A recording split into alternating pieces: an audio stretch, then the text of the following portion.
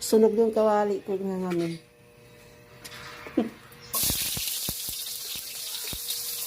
Nagluluto tayo guys ng adobong sitaw. Ayan mga, pinaglutuan ko yan ng ano ha. Hindi yan marami yung kawali ko. Pinaglutuan ko yan ng corned beef. Hindi ko na hinugasan guys.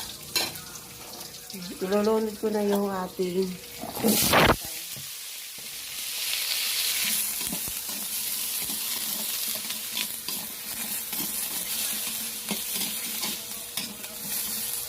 at ihalo ko na rin yung aking hindi na ubos yung ulam namin kasi ito lang isasawag ko mga yung corn natira. Diba? Nakalibre ka na ng pansahog.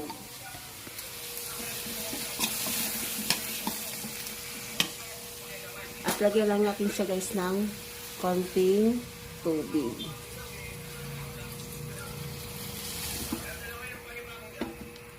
At lagyan natin siya ng toyo.